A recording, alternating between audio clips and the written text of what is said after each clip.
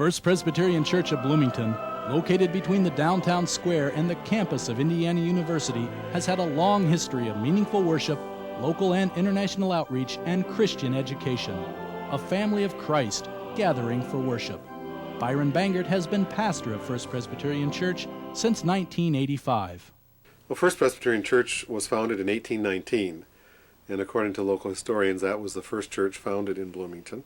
But Byron is a very thoughtful preacher in the sense of, I guess I should say, thought-provoking. I suppose the favorite part of my job is to preach a great sermon. The problem is writing such a sermon or preparing such a sermon. That doesn't come so easily.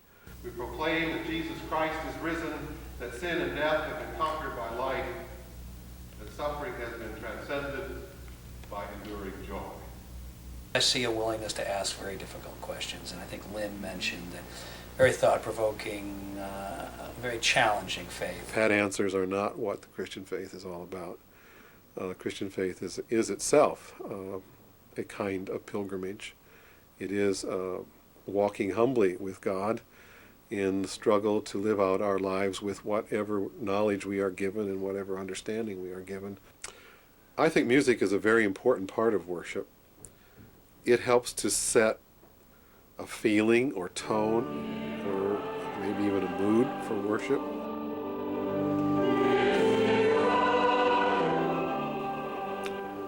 Our organist, Ladetta Mathin, is a very capable organist. She's received her own musical training here at Indiana University, and she's been playing and directing the choir here for over 20 years. Because there is, in most services, that moment when I think, I belong here. I am happy doing this. I love doing this.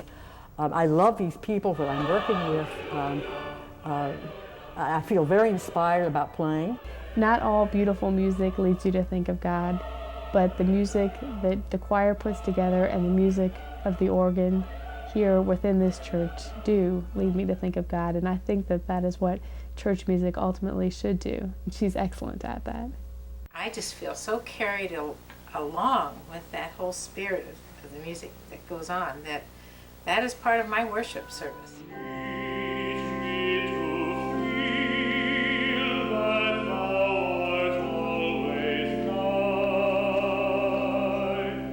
Worship on Sunday appeals to me. It's dignified. The music is outstanding, I think.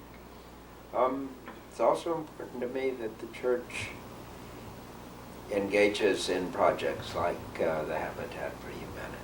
I thought that was really a great affair.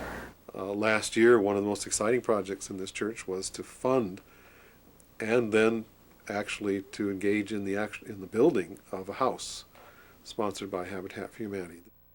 Well, there are a number of ways in which this congregation extends its ministry beyond the four walls of the church facilities.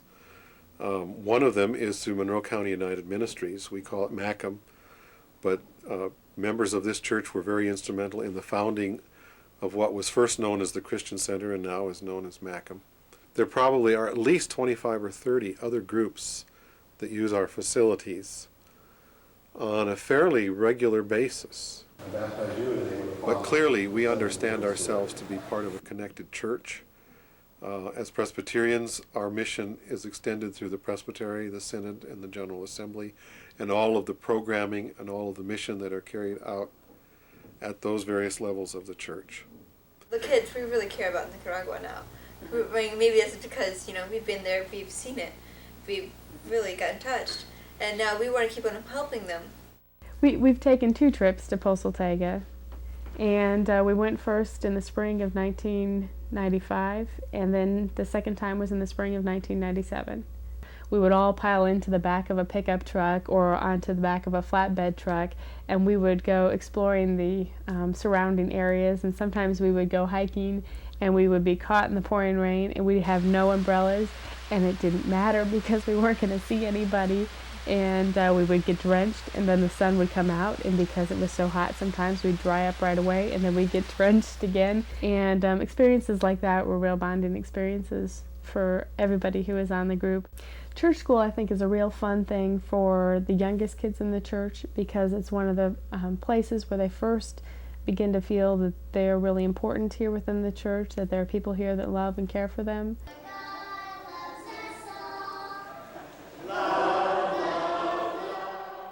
I think First Presbyterian Church is like a large extended family for the children who are within it, and that the longer the children stay within the church and the more often they come, the more they begin to feel that they are part of that family.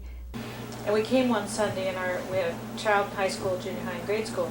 We sat down, and 15 minutes into the service, Lorley wrote a note, "I've come home." I think when the kids grow older, then that's when they begin to start realizing, yes, all this fits in together somehow, and they begin trying to figure out, how does this fit in together? And they begin to think, what is faith, and do I have faith, and in the future, will I be a part of a church? We are really a church that's large enough to have a broad range of programs, at the same time not so large that people feel lost here and that they can't make significant personal connections. They want a ministry that is an educated ministry, and they want leadership that will articulate the Christian faith in ways that are challenging, in ways that are stimulating, in ways that ask something of them as participants in worship. It seems to me it goes without saying that God is at work.